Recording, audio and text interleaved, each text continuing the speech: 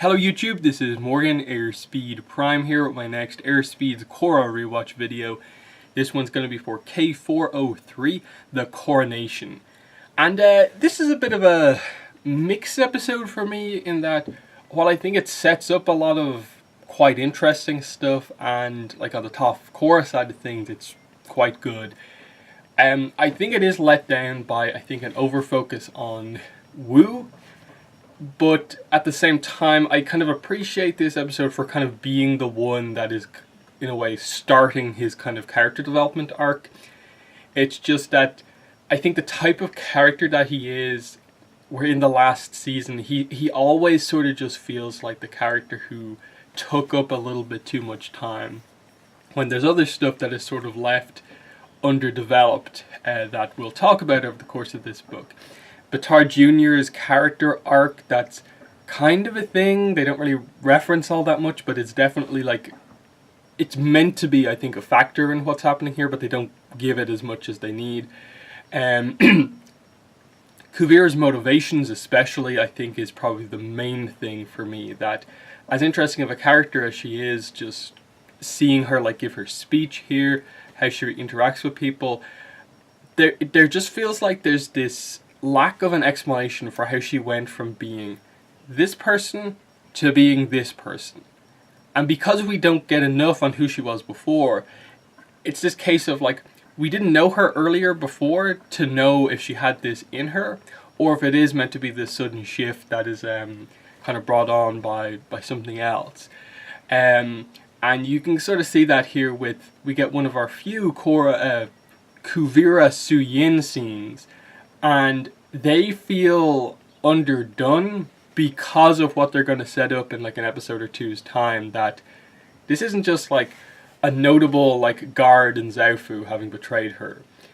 This is like someone she considers a daughter, and to me, at least on like Sue's side and a lot of stuff like that, they never really get that dynamic across, and so it's a case of like show don't tell. Where they've just told us that this is the relationship between the two of them, but we never see it in the sense of like, or in like last season, it never really felt like Sue considered Kuvira a daughter, almost to the point where like that little line, like if you took that out, it almost would have made the arc better, because then you would immediately take out the fact that it's missing this kind of more emotional connection between the characters. I get you're setting up this like massive betrayal of the family, but you're in a way the Beifongs are more annoyed that in a way Kuvira stole B'Etar Jr. more so than the fact that they also kind of lost her as well. In that like Opal, it doesn't really feel like she in a way like considers like Kuvira like an older sister or anything like that. So it definitely is an odd dynamic that's kind of happening as we go through this. But let's drill down into the key points of this episode, the coronation. And what we get here is that obviously Kuvira is arriving for the coronation, and clearly she is considered more of a VIP than Wu. That everyone who knows Wu is kind of aware that, look, he's not a good leader. We're doing this ceremony because we have to. He is the rightful leader of the Earth Kingdom. But we're not going to make any effort to make it overly big because of the person that he is. Kuvira is much more important because she's actually done something. And you can see that even from the people who disagree with her methods. They can still appreciate the fact that she's stepped up into this kind of power vacuum to do something, even if they fundamentally disagree with what she's done. And it sets Wu off on this kind of downward spiral where he just kind of feels like he's lost any sort of power, prestige that he had, and is just immediately taken over by Kuvira, that she can come in, get him moved out of the place he's been living in Republic City for so long, and sent to a junior suite. It gets across how powerful Kuvira is, but also how kind of weak-willed in a way Wu is. And I think it works well because you have to get Wu to this place where he has to, I suppose, care more about the people he's meant to one day rule.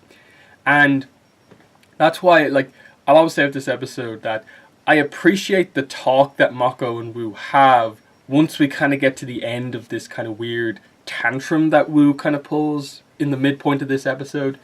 I like what Mako says to him, that, you know, do you actually care about your people? You know, and he kind of points out that, like, Kuvira may be crazy with what she's trying to do, but at least she did something. You haven't done anything, and, you know, I don't know if I trust you to be a king or a world leader. I don't think any of them do. And it's coming from someone who Wu looks up to. That's something they do get across with this dynamic, that Wu really, really looks up to Mako and seems to, like, consider him to be this amazing bodyguard and kind of personal assistant almost. So he listens to the fact that Mako is saying this to him, and he kind of takes it on board. It's obviously a case of, now that this has come out, where are they going to go from here? And it works, I think, okay. You know, they obviously are going to have him develop this kind of dynamic with Mako's family and kind of gain an understanding of the people. And from there, I suppose potentially reveal some kind of more hidden good aspects to his character that will come out right at the end.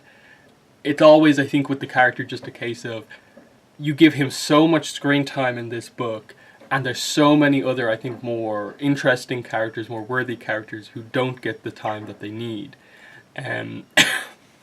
So definitely, yeah, for a kind of frustrating plot point with Wu, where I like where it ultimately gets to. I just don't find him to be the most entertaining character on screen most of the time.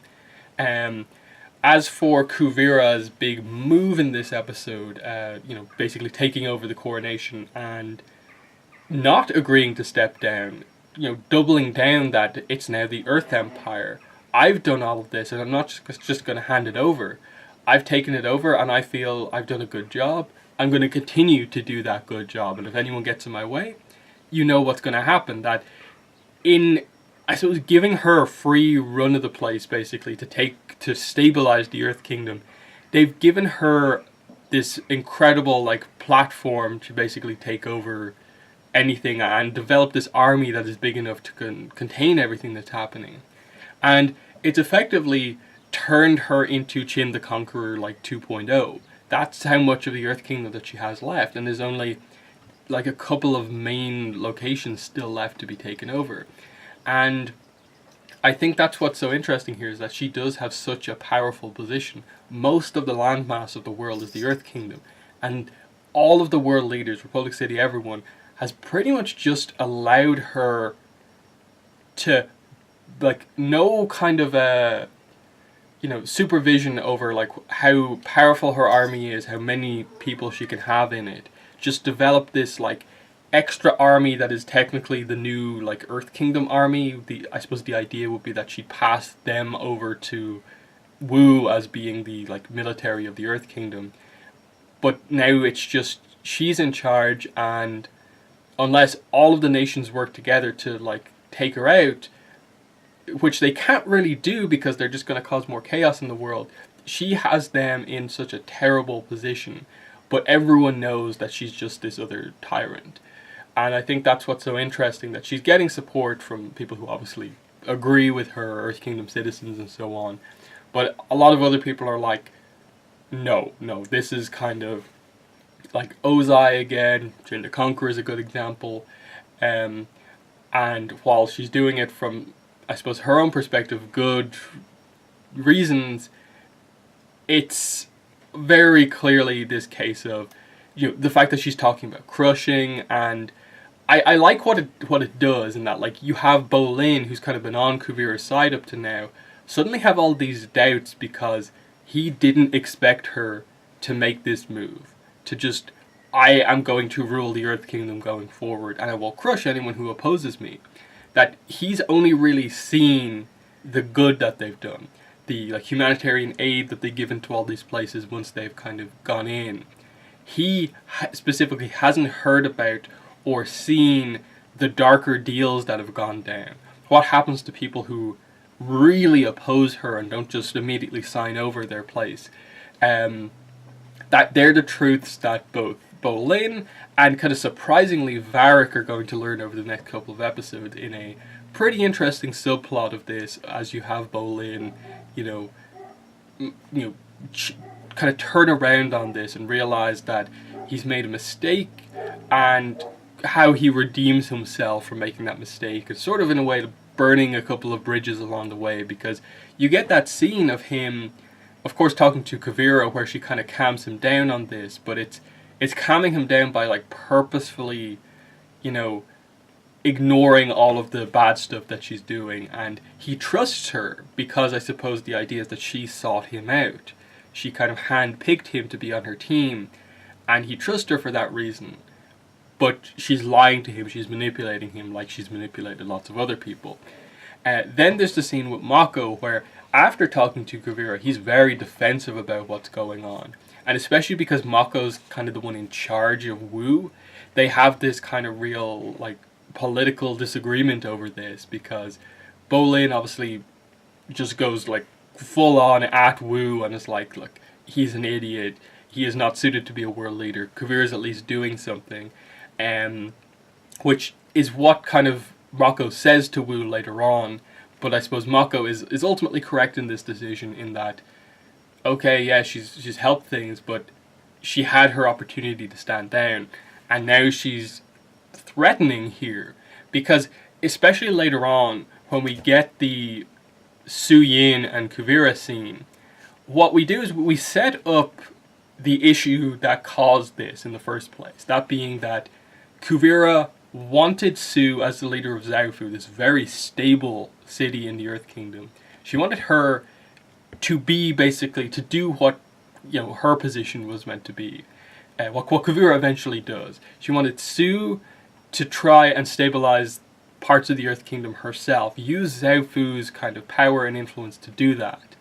And just me saying that, how exactly did Sozin start? He wanted to use the prosperity of one place to help the prosperity of another place, but along the way that turned into being a tyrannical ruler, taking over as much ground as possible. That's pretty much exactly what's happening here, just on a slightly smaller scale, in that it's one notable wealthy town in the Earth Kingdom, and using that as a kind of base to kind of take over the rest of the place. And it ultimately leads to this situation where they should be on the same side, but because we know Su isn't the biggest fan of world leaders herself, but has more of a kind of balanced view than, let's say, a Zahir. She's kind of like, no, Zaofu's not going to immediately submit to this. It creates this issue where we know that because Kuvira is kind of too far gone already, she's going to go after Zaofu. And I think the most interesting thing towards the end of the book is that she's going to go after Republic City. She's going to try and get United Republic back for the Earth Kingdom. And that's obviously something that Earth Queen Hu Ting was saying.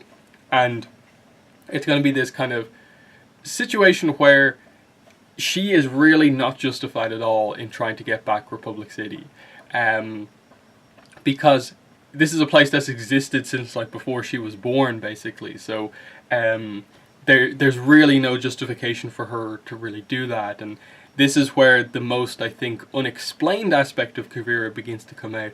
That being the kind of racism towards the other nations in this whole situation.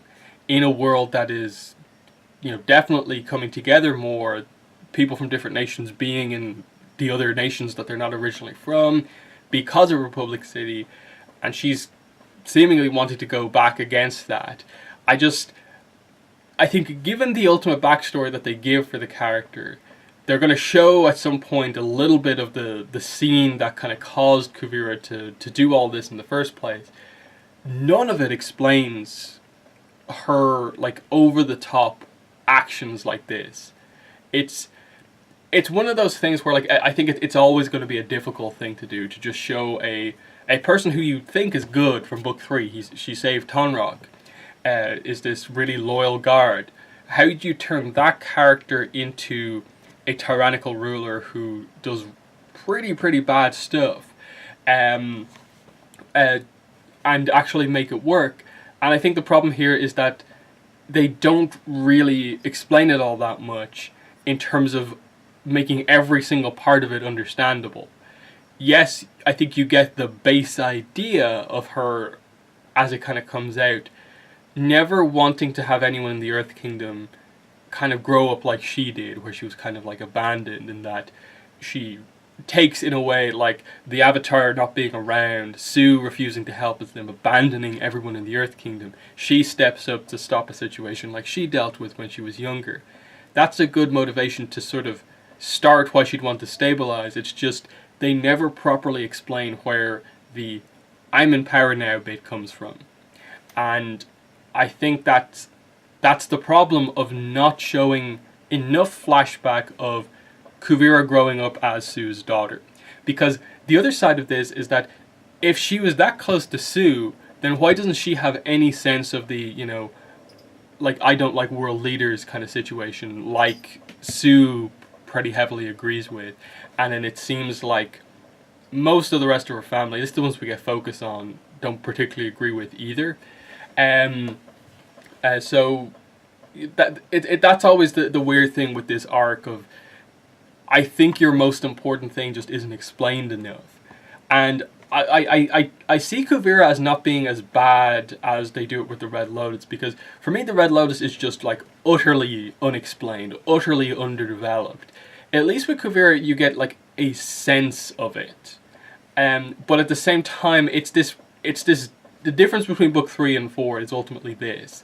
With book 2 you're missing so many scenes. Backstory for 4 individual characters, backstory for an organization, incidents that happened in the past with them. You're missing like a whole extra series with those characters. And what they present I don't think is good enough to, make them interesting enough as they're presented. With Kuvira, what you're missing is, yes, a kind of a past look into her and her connection with Sue. But you can accomplish that with one very strong flashback scene, which they don't particularly give us. And book 3 certainly, I think, doesn't accomplish that if they wanted to go that way about it.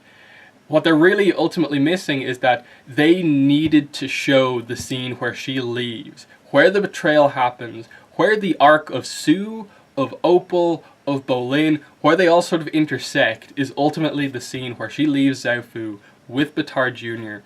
and this whole thing starts. Where did the plan come from, the organization of this? How did it grow so quickly into the Earth Empire? And this is where you're missing characterization for Batar as well. Because it's all again told to us instead of shown to us, that they have to say that, oh, she left with like Varric and Zhu Li and lots of important Zaofu guards that formed the core of her initial army. And it's just like, okay, it's all there, but you're asking us to basically piece it all together ourselves, and you're not giving us enough information on what is ultimately the most important part of like the villain's arc basically this season. Explaining how she comes up with this plan, because as we'll get to it when it happens, but like the little flashback to the scene where they ask Su Yin to kind of come in and take over, the world leaders ask her to help accomplish this and she disagrees. It feels so minor, as like, this is it, this is the scene where it all happens. It's this with the added motivation of what Kuvira says to Korra in like the last episode, and it's like, that's all there is. What about all the other important stuff? And that's where, when we get to those later episodes, it'll be so interesting to discuss kind of where things are, I think, missing in a way. But I think the performance of like Zelda Williams for Kuvira is well done enough that just scene to scene she comes across as commanding. It's just, for me, there's always a disconnect between like book 3 Kuvira and the implication that she's changed compared to the character that we have now. They feel so different, and the story from one to the other isn't explained enough. So that's that. I suppose let's talk about Toph and Korra. Korra's first experiences training with Toph. There's a lot of, I think, interesting stuff that happens here. Like, ultimately, we don't like accomplish all that much here, and that they're leaving it for more or less like the next episode to accomplish. But what I really like is that we kind of get to the root of some of these problems. That we find out Korra has a little bit of more metal still left in her. Toph just saying something as simple as, "Oh yeah, my daughters, they're good at metal bending, but like they're not me good at metal bending. I'm the one who invented the technique, and because I'm blind, I actually have better senses than anyone else, so I can sense even the most minute piece of metal within you, and that explains why Korra still has some in her." And in a way, like the metal is ultimately going to be this like physical thing that Korra thinks is going to solve all of her problems, but it doesn't end up really working that way. There's still a mental, a spiritual kind of block in place that she'll still have to get past after this. But we see here, we're encountering the block of, does she want to get that last bit of metal out of place? The thing that will, for the most part, get her physically back into, 100% condition. Will she allow that to happen? And that's what we see here. She does the training with Toph. Toph obviously kind of beats her up a bit. Interestingly, using like mud bending primarily, not even really properly using rocks. You can see the Korra's movements are a little slow. Her bending, even for just some quick attacks, seem small compared to what they usually would be. And so you can see she's still a step off the pace compared to what she like would be or should be. And that's what she's trying to kind of get past. And some of the, I suppose, lessons that Korra kind of learns here that Toph attempts to teach is, part of it is setting up Toph's arc of like why she is here in the first place, why she's so kind of down on her role as chief of police and her view on the world, and I think that's what's interesting here, in that it teaches Korra something of just presenting those hard facts of like, look, the world is going on without you. Like, in a way, the world doesn't need the Avatar, but Korra, I think, deep down knows that it does, and we'll see once Kuvira officially properly announces what she's going to do. The Avatar is going to be needed. It's just we're seeing Toph's very negative view on things of like, all of the criminals I took down, they were just replaced with someone else. Something new happened, something new came up, but fundamentally, the place, the system that we're in, it always just kind of continues to repeat itself. And she felt that her time as chief of police, she didn't really accomplish anything. And she's kind of in a way trying to present that to the Avatar as like this kind of, person who exists to try and affect things to get balance in the world. A similar thing is happening, which links into kind of Korra's arc and the idea of like, yeah, you took down one villain, but then another one came up, then another one came up. They all wanted to hurt you in some way, and eventually one really got you. And that's kind of what's trying to be presented here. And you can see that Korra, like, obviously disagrees. She's like, are you really trying to say that, like, the Avatar is not needed? That what I did was, like, completely worthless? But we'll see that's more about Toph's arc. But she still does try to help Korra. Because I like initially, there's this kind of thing of, like, normally I wouldn't train you because you're such a, like so weak. But I can't stand to hear that the Avatar is getting beaten up, so I will help you. I like that as just a little thing that this is a different Toph than we kind of know from before, but there are aspects of just original Toph that are just kind of so essential to the character that they have to come out here. So seeing her talk about like being connected to everything else, that's the different side of Toph, of accepting a level of spirituality which she more or less ignored and dismissed in ATLA. If you read the Rift comic, she does it there too.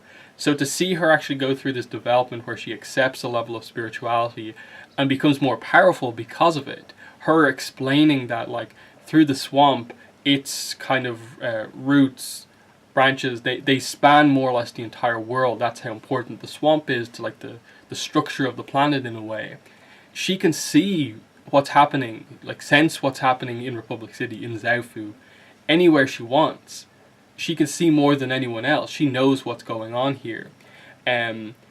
That's her saying stuff like that. Saying stuff like a Hugh would say, like a guru would say, is so different, but is also so fitting that, someone who went through as much, like what we know so far is that she more or less had to kind of step down soon after the Suyin incident, as chief of police, had to kind of do something different, kind of change her perspective a lot. It's unexpected for the character in that she is probably one of the last people you expected to be spiritual. So the fact that she is I think quite interesting. But there's still that sense of like her talking about the Avatar and like how she'd often like beat up Aang, and that like she was like tougher than Aang and stuff like that, and she's always wanted to like beat up the Avatar, and she enjoys doing it again with a different Avatar. And that kind of tough side of her personality coming out is pretty interesting to see overall.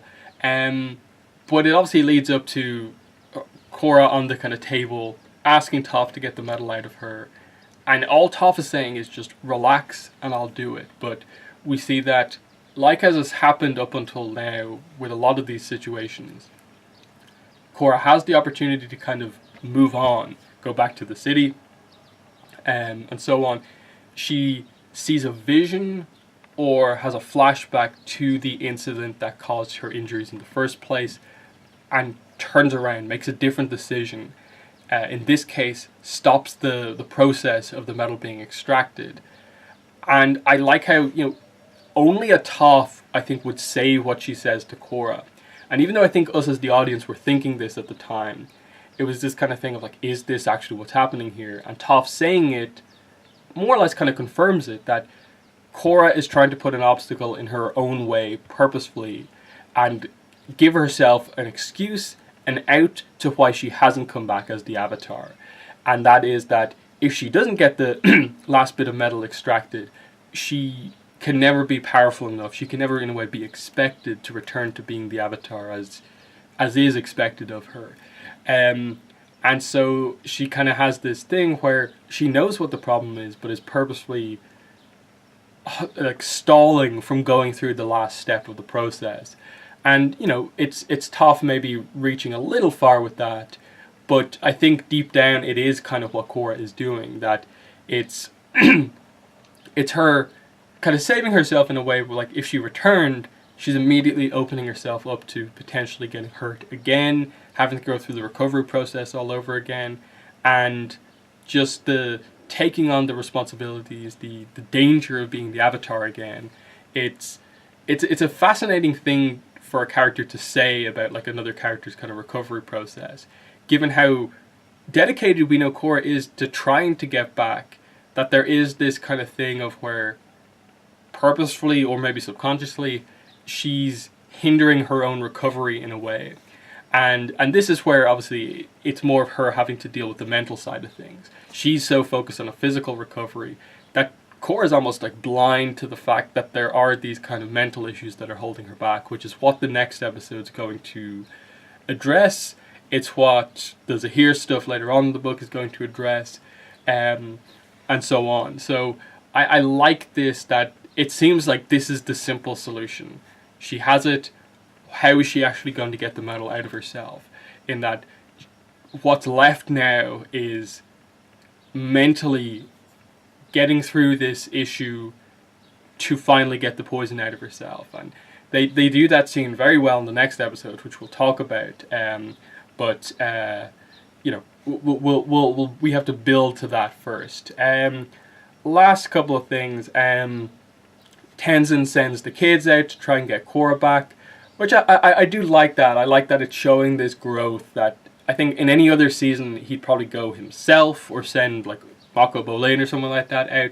But here it shows this kind of like the development from the previous seasons with like Jinora and everything that's gone on. He's trusting his kids to get this done. Janora's in charge, she's a master airbender. They can be the ones to get her back. And I like that setup that now Korra is properly being searched out. Here's how it's going to happen. The kids are coming after her. And then ending the episode and teasing it a little bit in the middle, Varric working on spirit vines as a weapon type thing that's going on. It's really going to change things up. Right now, I suppose we don't really know the full specifics of like spirit vines and exactly how powerful they are, but clearly the implication is that they have a high level of energy, spirit energy within them, and it's this sort of energy that Kuvira is trying to harness to make weapons to, make sure that the Earth Empire remains the most powerful thing out there.